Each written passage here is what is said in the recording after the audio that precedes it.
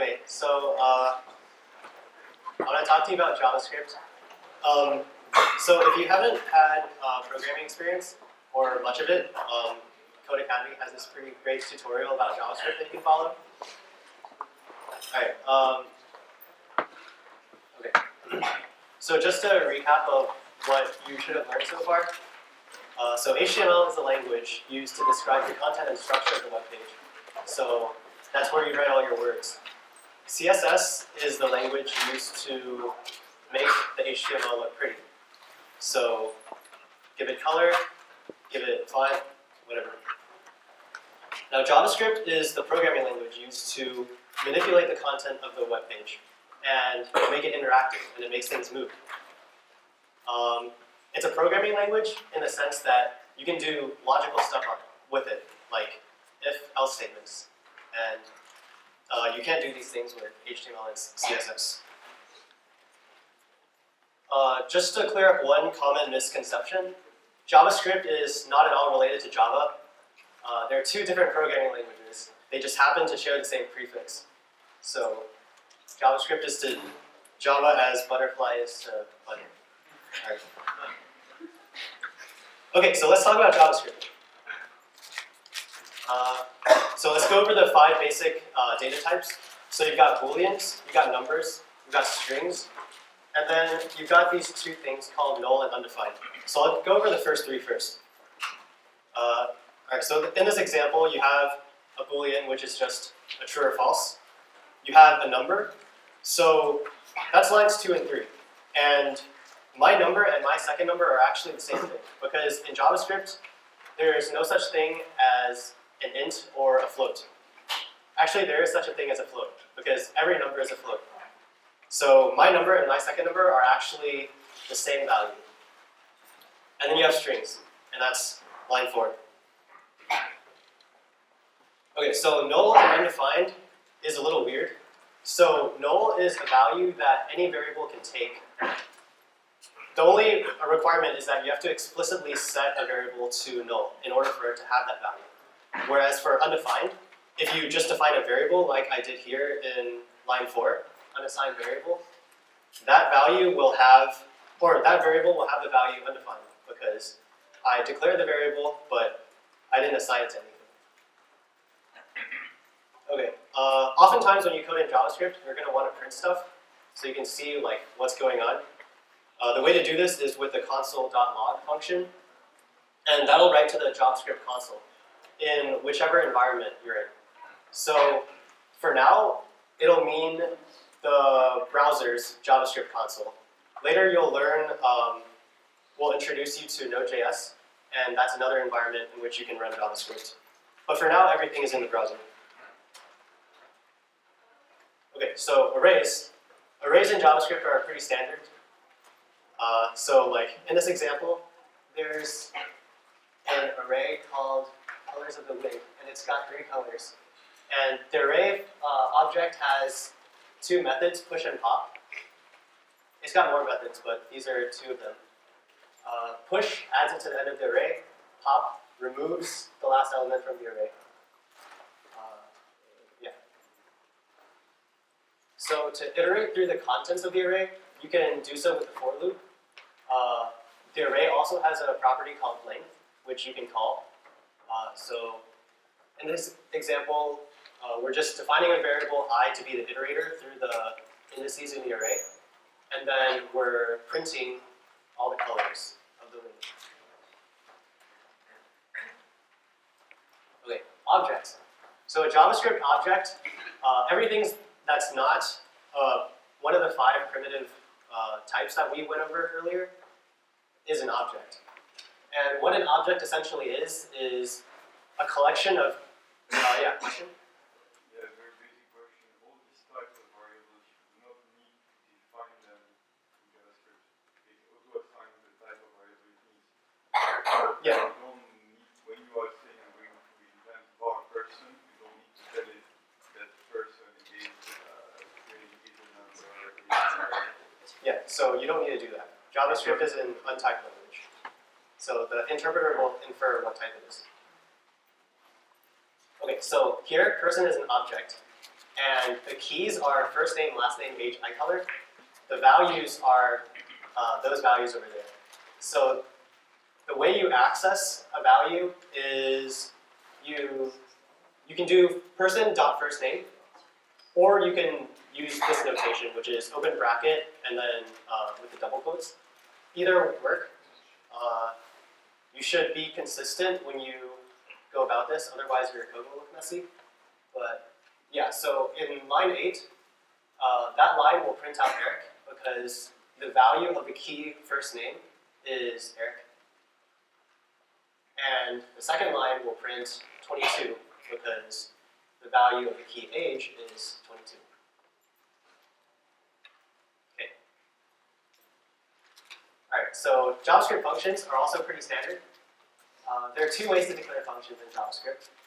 The first way is in lines 1 through 3. Yeah, it's just basically 2 different ways to declare functions. So these functions basically return the same thing. You take in the name input, name as input, and then you return hi name or goodbye name. So yeah.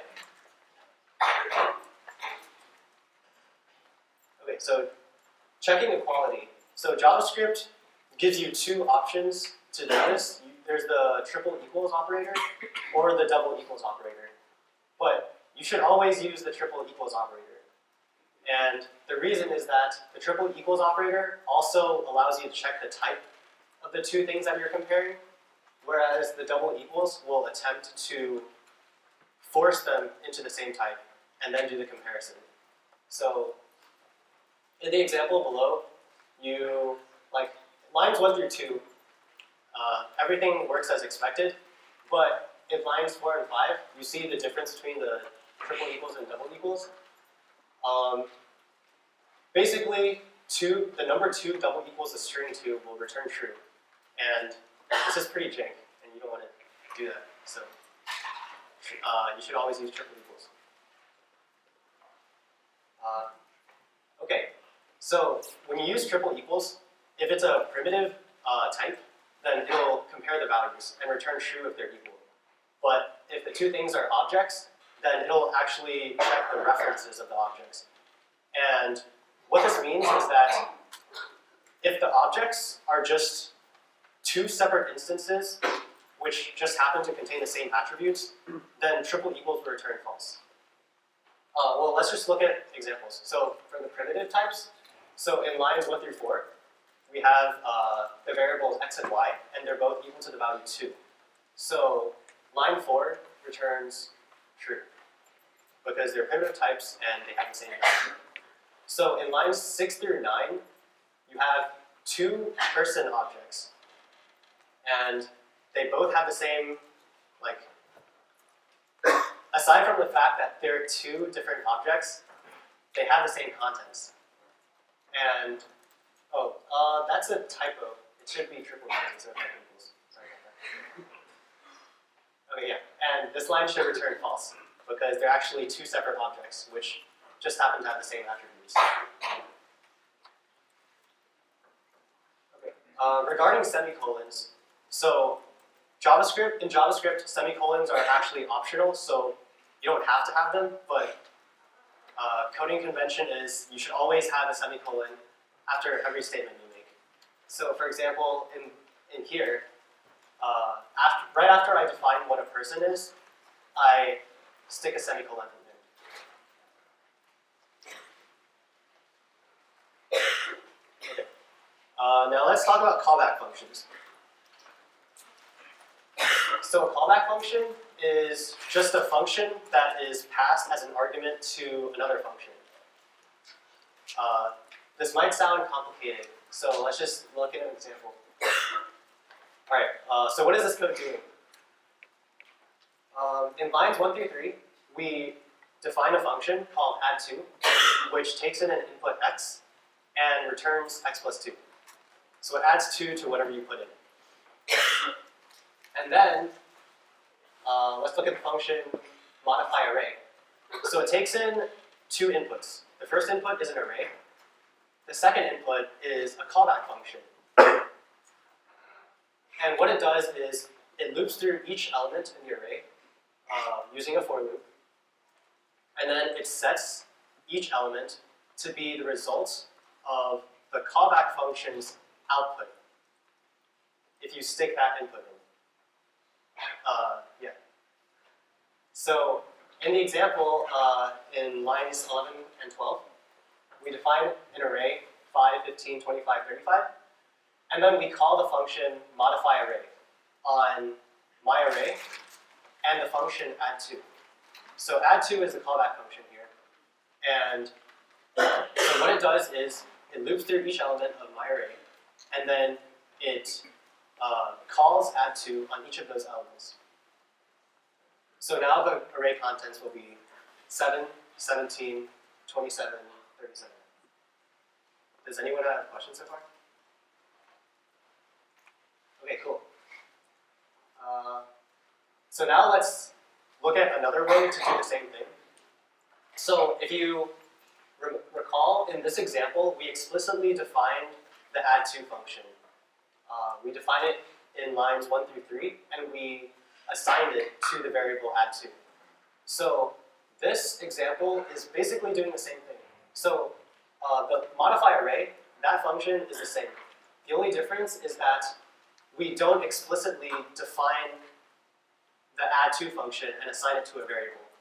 So we actually just define the function on the fly here.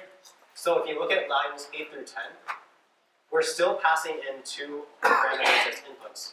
The first argument is the array, my array, and the second argument is split across 3 lines.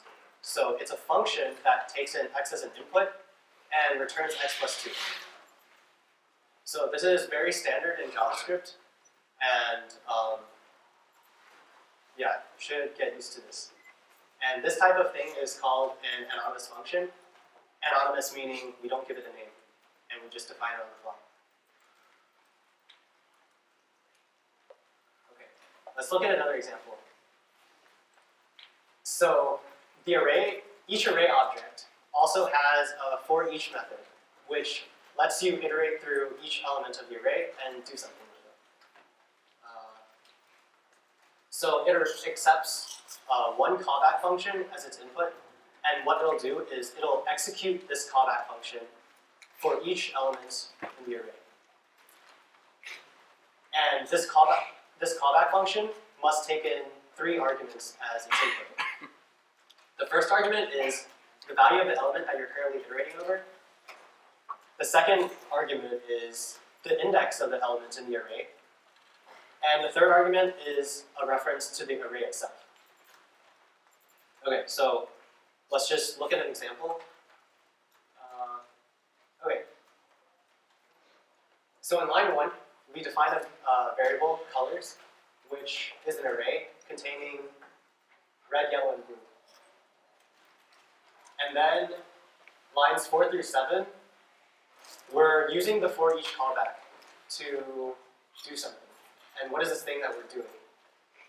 Well, the callback function, we begin defining it in line 4. You see function open parentheses, and it takes in 3 arguments, the value, the index, and the array itself.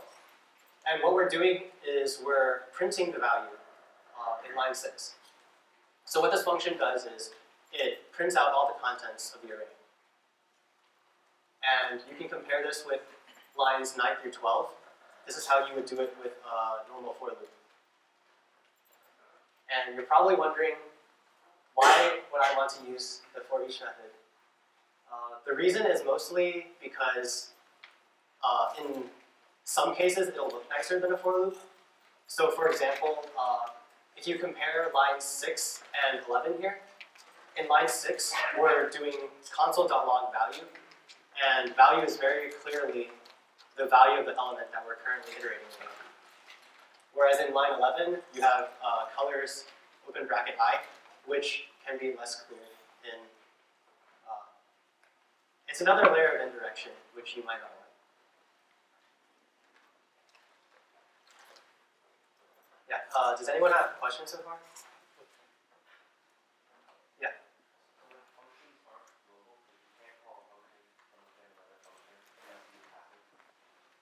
You can call. Yeah, so functions are global, but sorry. What was the point of using callback? Oh, so like here, you see how we're using a callback function here, but we're not actually giving it a name. So if we want to like call a function from the global scope, from a global context, then you would have to like assign it a variable name. And sometimes you might not want to do that because you're only using the function in this particular, in this one case. Yeah.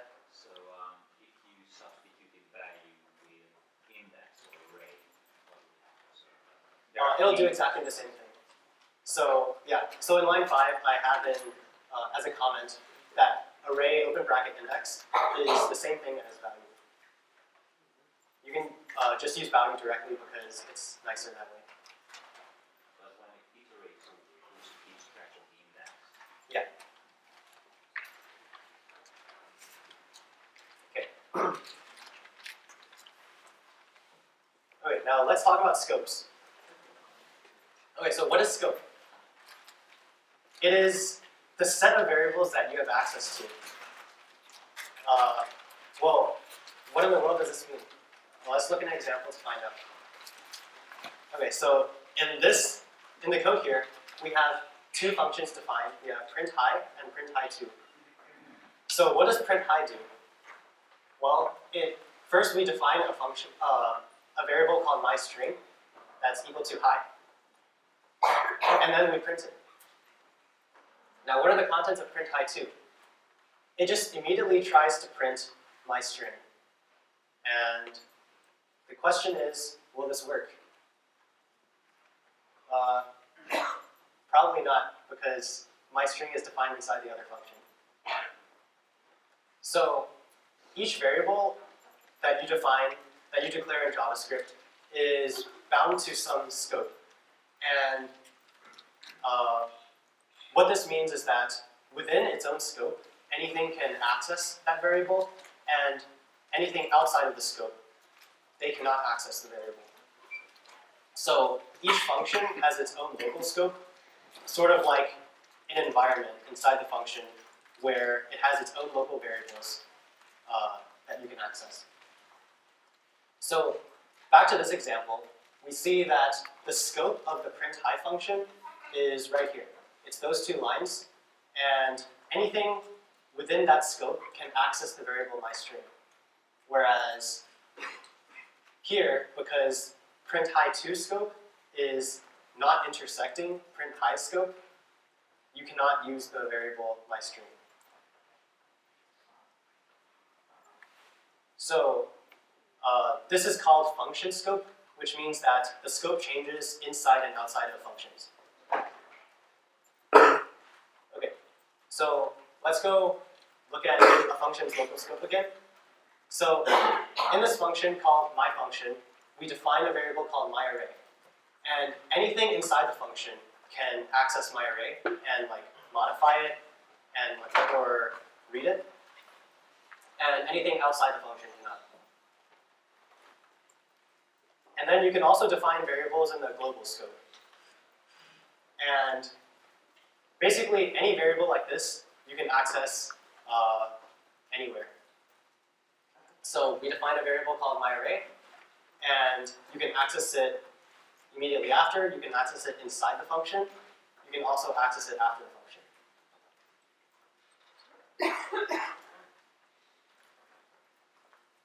And this is just another example to illustrate that you can modify a variable in the global scope. So we define a variable called myCounter, set it equal to 3, and this function increment takes myCounter and adds 1 to it. So if we call increment twice in lines 7 and 8, the first time we call it, we'll modify counter to have value 4, and the second time we'll myCounter. Okay, but what happens if you do this? So here we define a variable myCounter in the global scope. It has value 3, and inside this function called does something, we sort of define a variable called myCounter and set it equal to 20.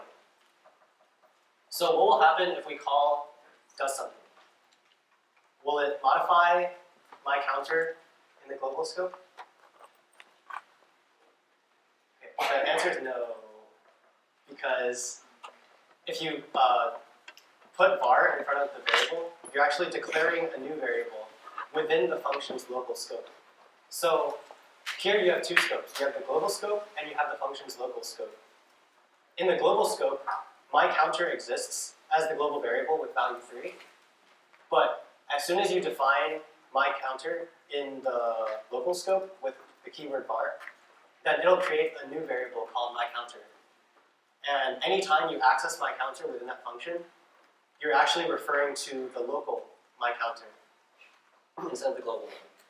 So here, the does something function actually does nothing. Yeah, I thought that was funny. Okay, all right, let's look at some JavaScript good practices. So when you code, you obviously want your code to be readable so that people you're working with won't have a bad time. Okay, so let's start off with some basic conventions. So just to review, always use triple equals instead of double equals. End each statement with a semicolon. And when you create a new variable, always do so with the var keyword so that you're explicitly defining a new variable instead of accidentally accessing a variable in the global scope. And when you name your variables, you should always camel case, because that's what JavaScript programmers do. For indenting, you should use 2 or 4 space tabs. Yeah? Sorry, can you just say what camel case is? Oh yeah, camel case is basically where you, so if you have a, so for example, camel case, right? Let's, oh, okay. So it can be like a long variable name. Right? Yeah, all right, so let's say you have a variable and you want to call it a long variable name.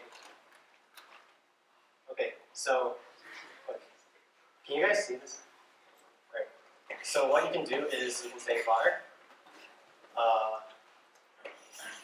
So the first letter is always lowercase, and then for each word that follows, you capitalize the first letter of that word. So A is lowercase, and then long is the start of the next word, so we capitalize it. And then variable is another word, so we capitalize that. And then name is the last word, so we capitalize the end. So that's camel case. Yeah? What happens if you use a variable without declaring there? So in the global, so a variable declared without var is always referring to the global scope. So if like you're inside a function somewhere and you just say a long variable name equals 2, then you're defining a long variable name to be a variable with value 2 in the global scope. It's generally not good practice, so you don't want to do that.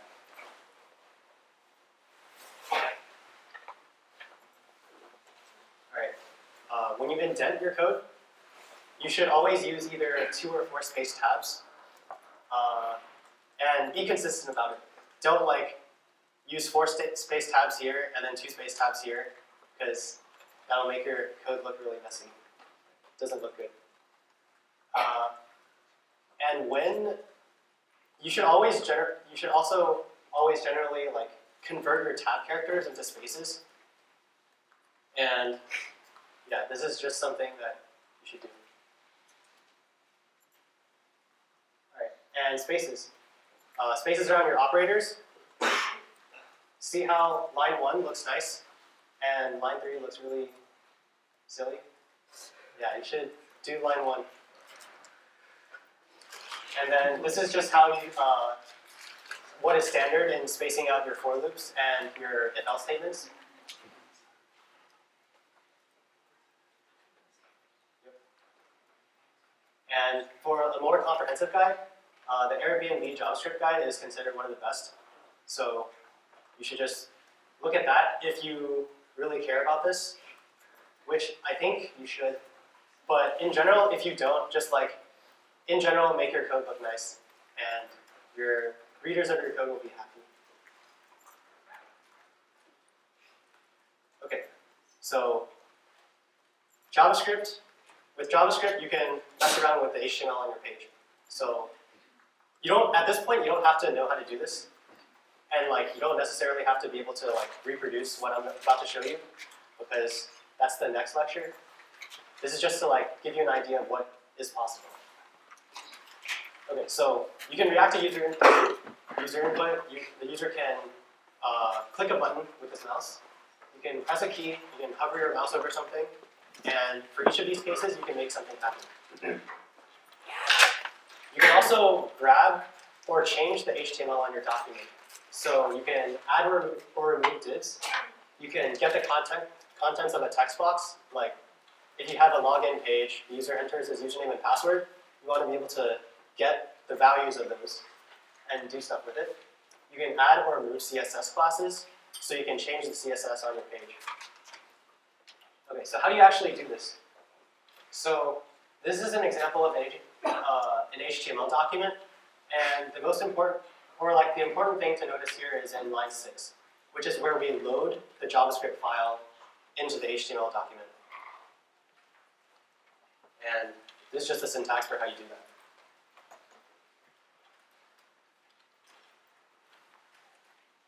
Okay, so so within a JavaScript file, how do you actually manipulate the HTML? Well, each JavaScript file that you load into the HTML document has access to the window object. The window object is basically a global object which gives you everything you need about the window that the user is playing around with. So to get the actual HTML document, you can do this by calling window.document. But because window is a global variable, it's implied in every case. So you can just call the document using document. Okay, so when you're in your web browser, at any given web page, you can right-click and press inspect. And what this will do is it'll open for Google Chrome, it'll open the Chrome inspector. And if you navigate to the second tab, it'll lead you to something like this, which is basically a JavaScript environment in which you can run JavaScript commands on. So up there, I typed window and then pressed enter.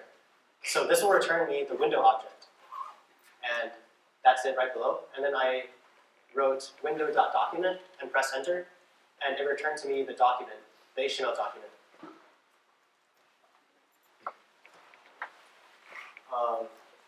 Wait, is anyone confused about this? Should I like run through this?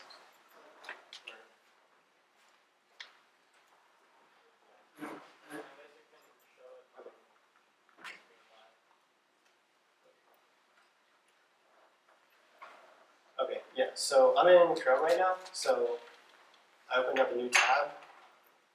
Let's just go to google.com. Okay. And if you right-click here,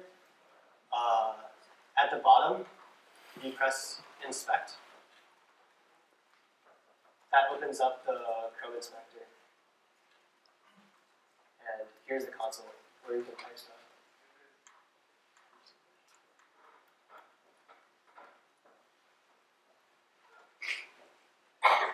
Yeah, so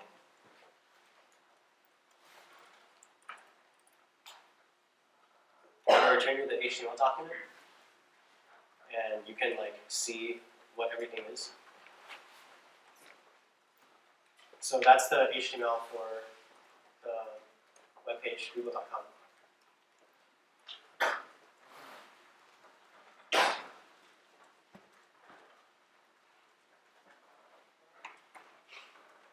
Okay.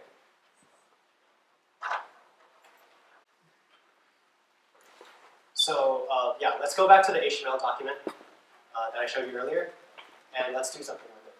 So the difference between this and the one I showed you like a minute ago is that I added, in line 10, I added an ID to the paragraph tag.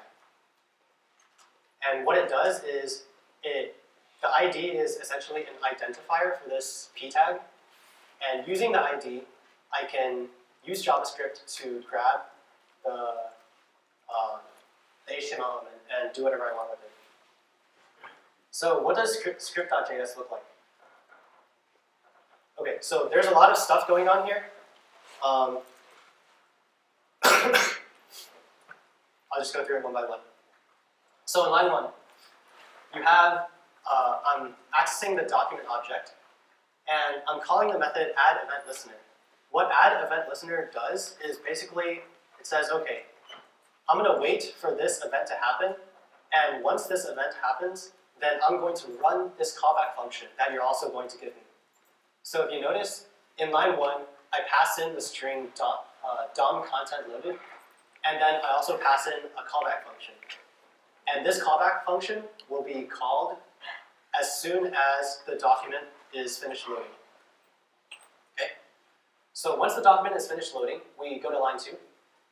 And what happens here is I did document.getElementById, and then I put in quote. What this will do is it will grab the HTML element with the ID quote, and then it'll return it to me. And I set it equal to the variable called element. Now, given this element, I added another event listener to it. And what this event listener does is it says, okay, the event that I'm waiting for, the event that I'm listening for is a mouse click. And once a user clicks on this HTML element, then I'm going to run this callback function. And what this callback function does is in line 5. And it sets the inner HTML of the element to be, or it adds to it, who is the fairest of them all. So what this does is, anytime the user clicks on mirror on the wall, here, then it'll add to it who is the fairest of them all. Does that make sense?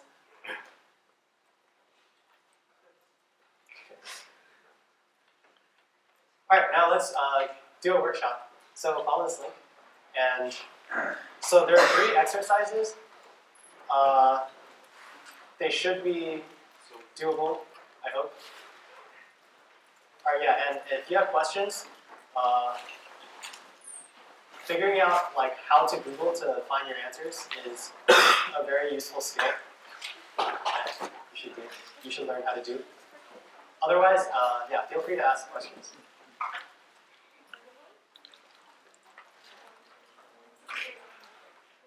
Yeah.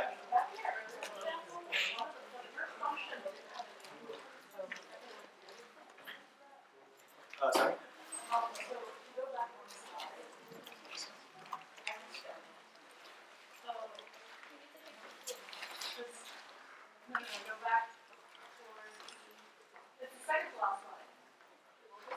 Oh, sorry.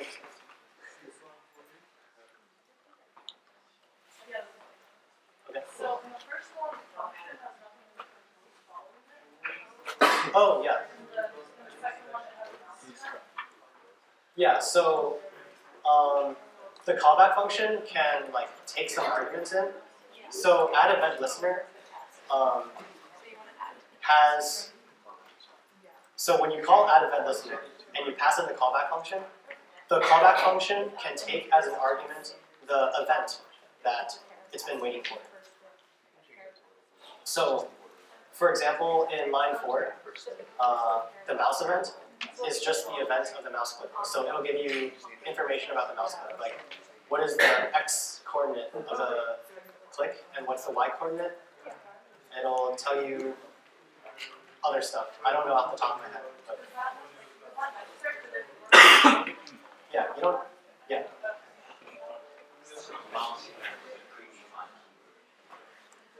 It's not a predefined keyword, so you can just like name it whatever you want. Yeah. So whatever you code it will know that it's the information on the thing. Yeah. So the first argument is always the event that it's expecting.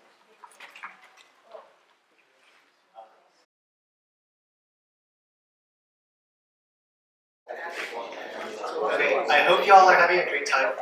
I'm gonna go ahead and start writing up number 1 on the screen. So feel free to follow along, everyone. Otherwise, keep working. Okay, so array sum, we want to essentially keep track of a variable called sum, and we iterate over each element of the array and add sum to it. So we have a variable called sum, set it equal to 0, and then we can iterate through the contents of the array using a for loop, like so.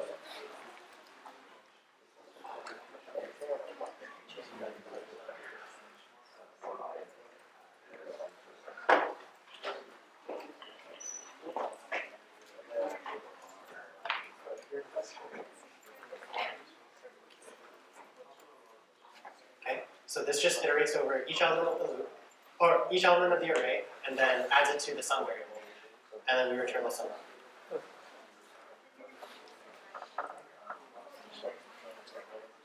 Okay, I'm gonna move on to number 2.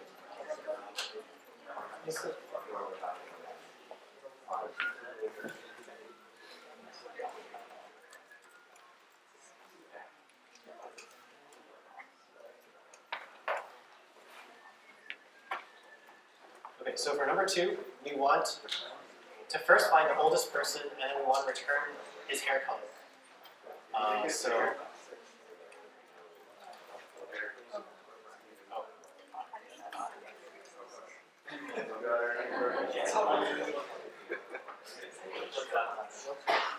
Oh, shit. Is that good? Alright, yeah, so we have a oldest person variable here. And then let's just initialize it to the first element of the array. Let's also check that the array has elements to begin with. So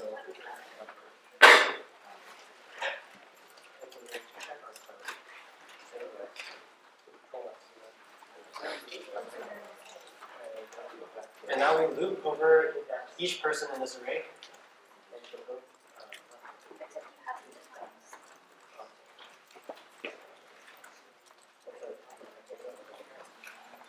And then we compare their ages.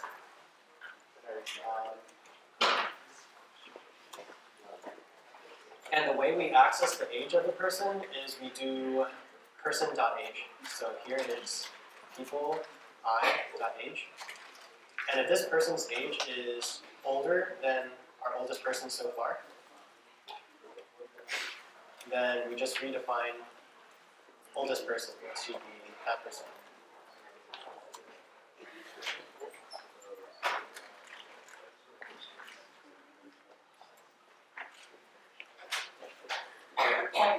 So at this point in our code, oldest person should be the oldest person. And now we just want his hair color. So we can do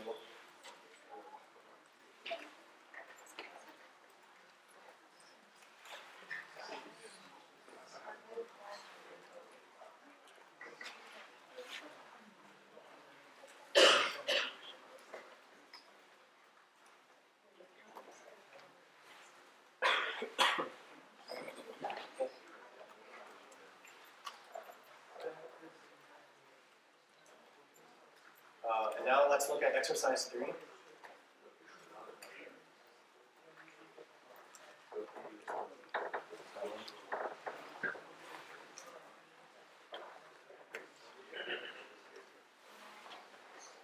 Alright, first off, is anyone confused by exercise 3? Okay, yeah. Yeah, there's a bunch of functions in here. I'll just explain what the code is doing so far. So